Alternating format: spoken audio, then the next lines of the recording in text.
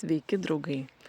Noriu šiandien parodyti savo pirmų metų plukių auginimo rezultatą.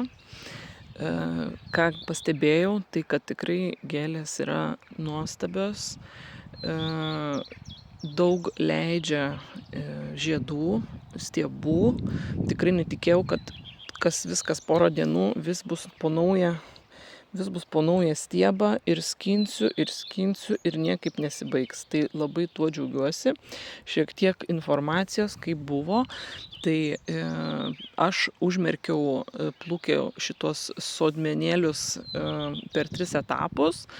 Pirmą užmerkiau kovo 2 dieną, antrą partiją kovo 22 ir paskutinę kovo 26. Tai iš principo 2 ir 3 ta partija nelabai skyrėsi tuo savo augimu, o į lauką buvo pasodintas pirmoji partija, tai vat būtent būtų 3 eilės, tai čia buvo Mistral serija 3 skirtingų rūšių, tai pasodinta buvo kovo 31 į lauką, šiek tiek po priedangą iš pradžių, paskui jau nebe, o būtent visos šitos, vat iki pat ten, šitos buvo pasodinta į lauką balandžio 9 dieną. Tai iš pradžių tikrai šitie pirmieji labai gražiai augo, bet vat jie pasiekė tokį lygį ir jie va taip ir stovi jau dabar nuo pat tada, kai jau jie tiek subujojo. O turiu pasakyti, kad būtent šitie tikrai atrodė labai smulkiai, maždaug va taip, bet paskutiniu metu, kai tie orai sušilo, kai palijo šituo momentu, tai tikrai subujojo dar ryškiau. Ir kodėl aš tai pasakoju, tai kad didžiausi, tie šaknelės tos didžiausios, iš tikrųjų buvo Mistralo serijos, jos buvo realiai kaip nagas tokio storio, tokio dydžio.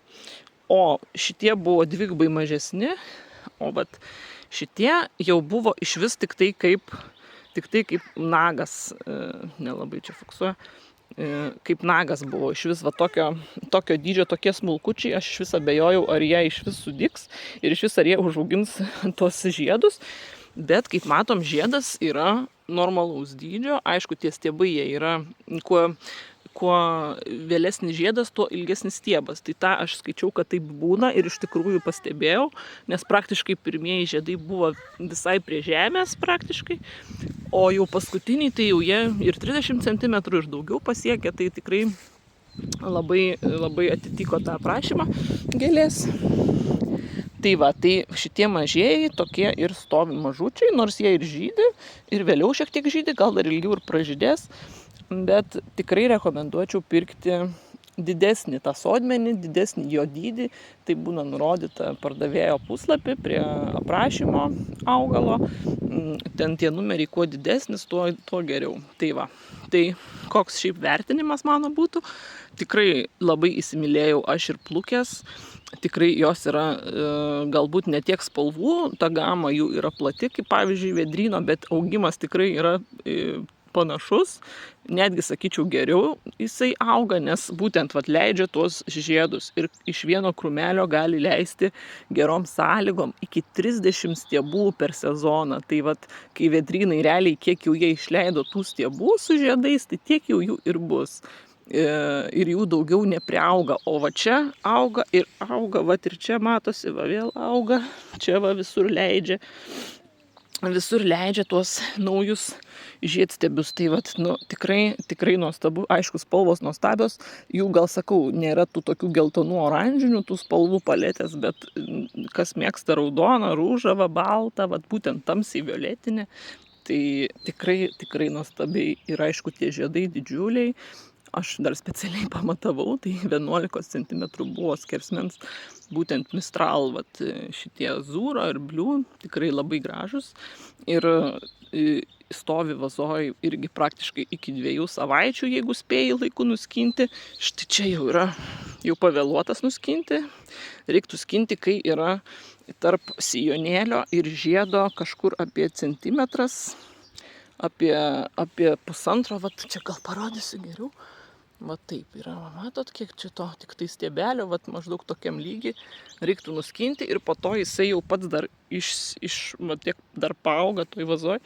Tai taip ir buvo ir tikrai labai gražiai atrodo ir ilgai stovi ir į puokštės labai tinka.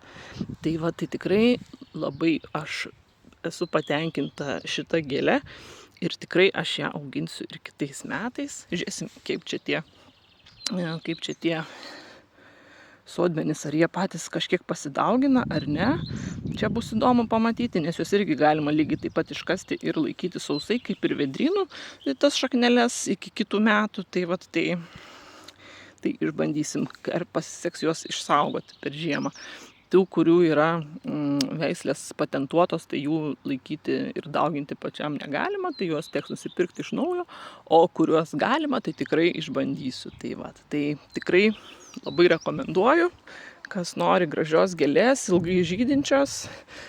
Pirmas žiedas pražydo būtent azūro, va tas kaip violetinis, jisai pražydo gegužės 15 dieną. Tai buvo pasodintas į lauką kovo 31, gegužės 15 jau žydėjo. Tai jeigu užmerkiau kovo 2, tai realiai per 2,5 mėnesio, tai net greičiau negu vedrynai, jau jisai žydėjo. Tai tikrai labai nuostabi gėlė. Ir ką, dabar kitas filmukas bus, manau, apie tai, kaip juos išsikasti.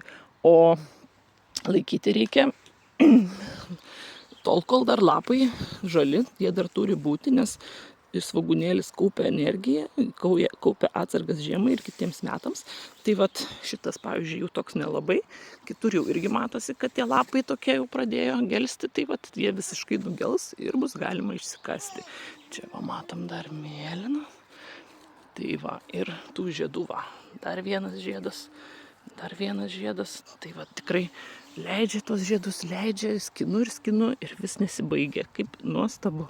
Čia iš vis dėti dvigubas. Tai va. Tikiuosi įdomus jums buvo šitas filmukas. Pasižiūrėsit, kažką naujo sužinosit ir, na ką, sėkmės ir iki.